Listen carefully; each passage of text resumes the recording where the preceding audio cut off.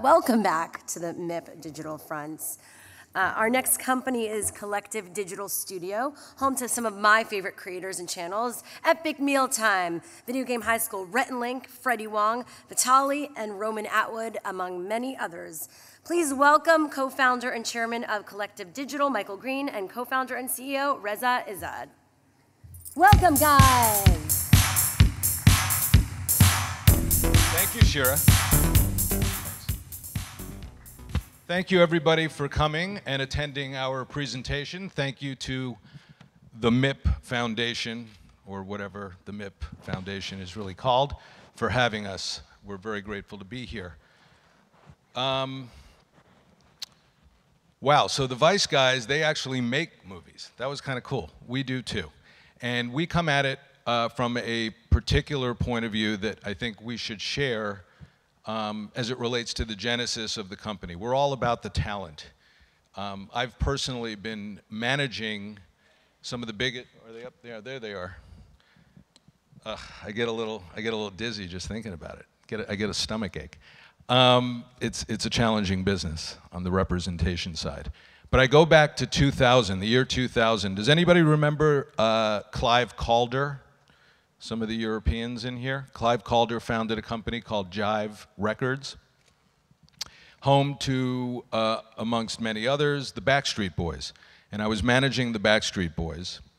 And we were negotiating a deal on the heels of them selling a bazillion records worldwide. That's when records were still being sold. And we made an unprecedented deal. I think it was $50 million. And I thought, wow, this is amazing, given the level at which we were accustomed to operating. And they, Jive Records, ended up selling to BMG for, I want to say, $4 billion. And I thought, wow, these gatekeepers really have the better side of the table. And I sold my company. I did quite well. It was a company called The Firm. Sold that company, and I started a family, in case anybody's interested. And came back and sort of had this epiphany in 2005 around disintermediation and the idea that there were no more gatekeepers and that an artist could interact directly with the audience. And that was a mind meld for me. And that got me really excited, given the fact that I had been advocating for artists my entire life. That was part of my DNA.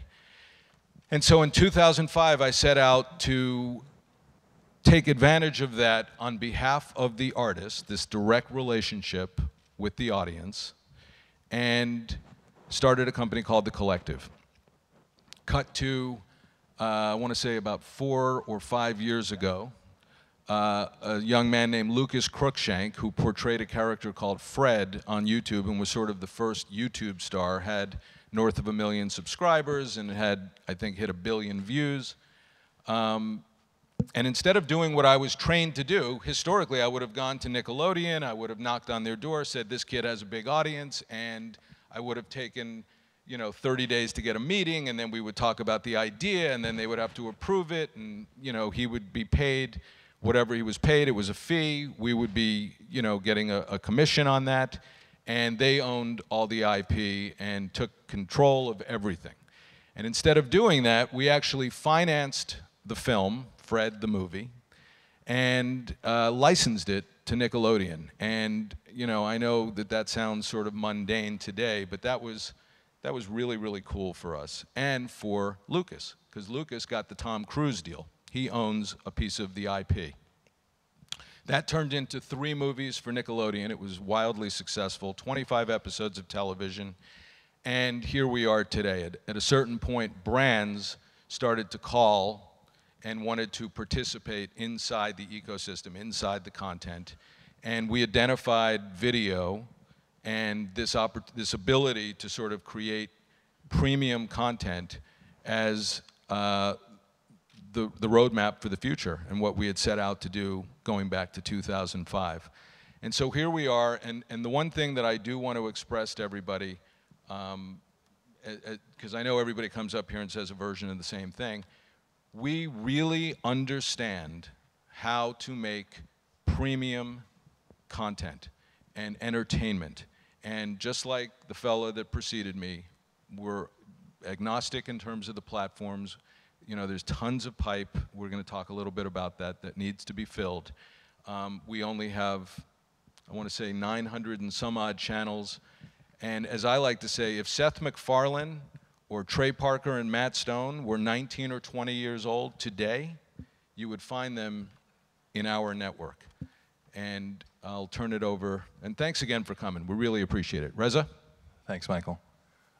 So just going back really quick. So from Fred to today, we got out of the management business. So we're 120 employees, offices in San Francisco, LA, New York, all focused on digital video. We think this is really the opportunity. Our core sort of business model, because we're a digital studio, we're not necessarily a media-driven property, is to do three things really well. Aggregate content creators, which provide some scale, and deliver sort of an advertising product for those creators so they can better monetize their content. And the other side of it is the IP side. We think in our network there's tremendous IP opportunities to leverage the audience these guys have created and move them into a variety of platforms, from TV to film to SVOD and all these other things. And that's sort of our core sort of function as a business. Here's how it works on the brand side. So traditionally, branded content was done in the following way. An agency guy would come up with some great creative. They would then approach a brand, sell it in, and make the content, and then wait for it to go viral and hope that they could really reach that sort of consumer. The influencer model is the exact opposite. You have an identified show.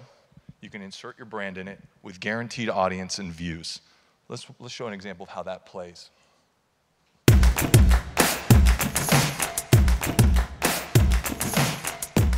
Choice Hotels, one of the largest and most successful lodging companies in the world, named to Forbes' World's Most Innovative Growth Companies list in 2014, wanted to connect with the sharp and tech-savvy generation that is changing travel, millennials. In an effort to connect with young travelers from all walks of life, Choice Hotels partnered with Rhett & Link, Donor, and CDS on its 75th year to prove that the unexpected, crazy, and bizarre moments make great stories. We've teamed up with Choice Hotels to create VacayGoneCrayCray.com. Submit your crazy vacation stories, no matter what happened, if it was funny, if it was gross, if something went wrong. We are going to dramatically and I guess comedically reenact our favorite stories, okay? And also, when you submit your story, you're automatically entered for a chance to win a vacation redo. I don't know who handed him the kite, but whoever it was, let the boy go.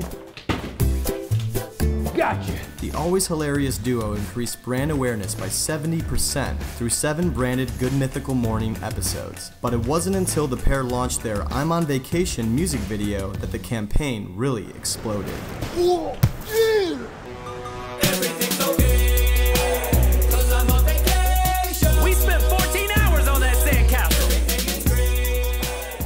Rhett & Link received over 3,500 entries and tens of thousands of positive comments, due in part to the over 21.1 million organic views and 381,000 likes on YouTube. And to date, the I'm on Vacation video has been seen over 10 million times. I think there's something in my eye, but it's still okay, 'cause I'm on vacation. Everything is great, 'cause I'm on vacation. So, yeah.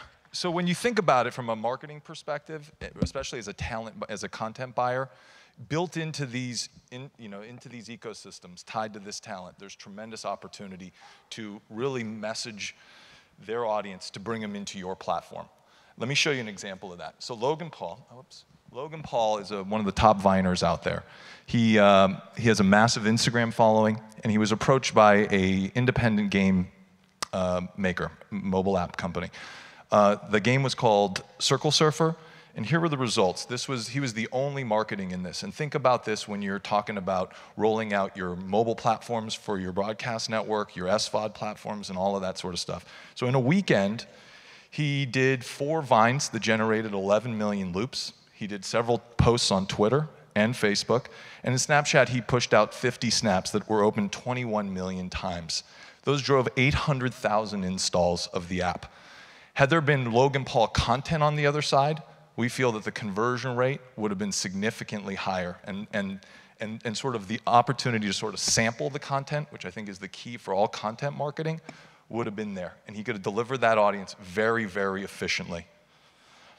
So to us, that's sort of the key principle when you're doing influencer-based content buys. You're buying not just a piece of content and a piece of IP, but also the opportunity to sort of remarket that audience and make them move into your platforms.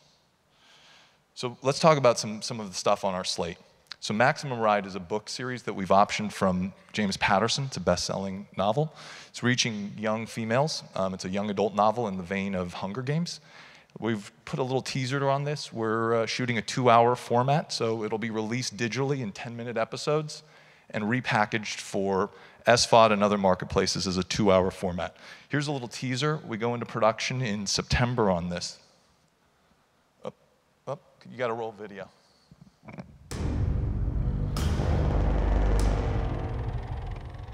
We all have questions. Questions about where we came from, who we are, where we're going. Some kids get called bundles of joy or dreams come true.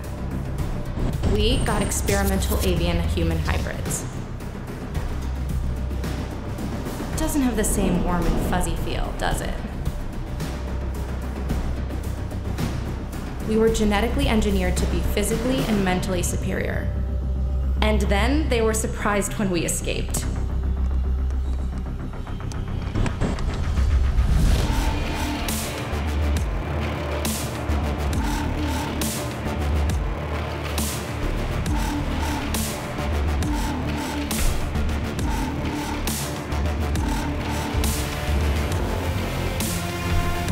There are 6 of us, and as long as we stick together, we'll be all right. My name is Max. Maximum Ride.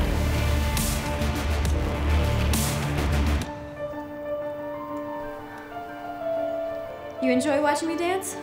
Oh, I've seen you dance. It's a good thing you can fight.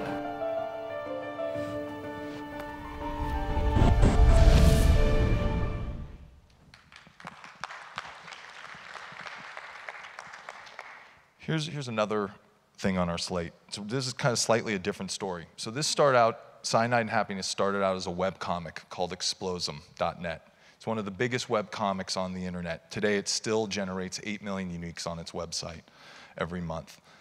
They moved into short form web content when YouTube just started, and they built a massive audience.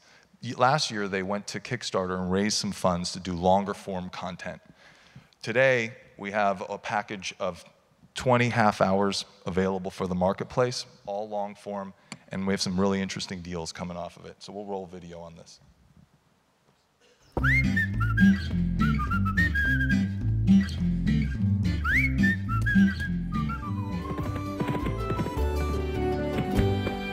Rapunzel! Rapunzel! Let down your hair!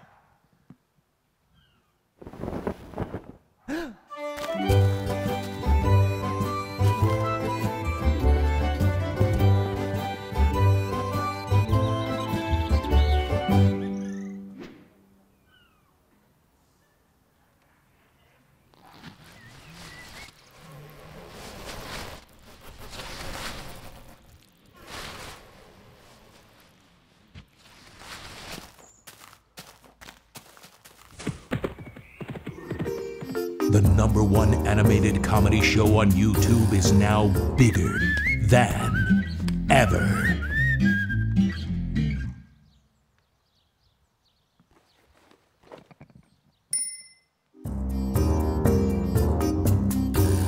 Pull your wish from my magic hat. What would you like, young lady? Can I have a balloon? A balloon? Why, yes, I might have one around here somewhere. Aha! A race car! A race car? Why, what's this? A little brother! Just a moment.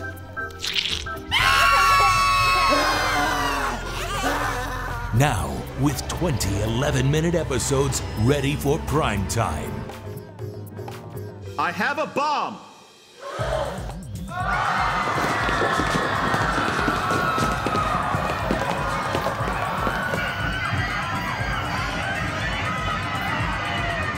And that bomb is truth in advertising via social media.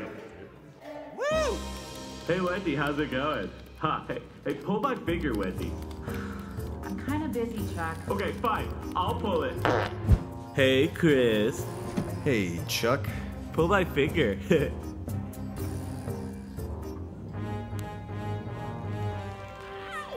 What are you doing? I said pull. No, no, no, no.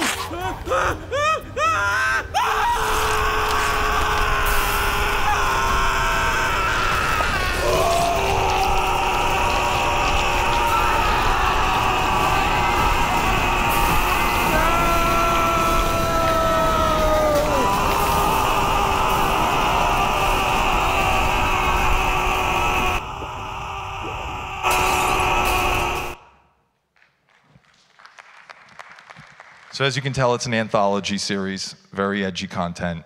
I think there's a tremendous sort of upside and opportunity taking this off platform. Here's sort of our last big property for this year that we're rolling out. It's called Natural Born Pranksters. Pranks are obviously a huge sort of phenomenon on YouTube. We partnered with 3 of the biggest prank stars, Roman Atwood, Vitaly Z, and Dennis Rohde, who create some of the most memorable pranks on the platform. And this is a long-form project we shot. So look, here's sort of the big takeaway as it relates to us, right? Partnering with us, you get really strong talent relationships, really deep sort of understanding of the IP that's being created in these digital platforms and on these sort of social video platforms. And lastly, a company that is already marketing for broadcasters and movie studios already through our stuff. We can be a very strong marketing partner with you guys. In terms of our audience, 60% of it is not in the United States, it's global. And so we have all the data, both in Facebook and on YouTube. We can retarget these consumers and help bring them to your platforms. And we're really excited sort of about the opportunity going forward in the digital space.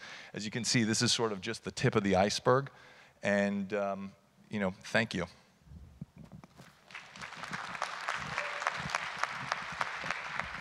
Thank you very much. Wow. Natural Born Pranksters. Those guys are crazy. That's the new Jackass. It is.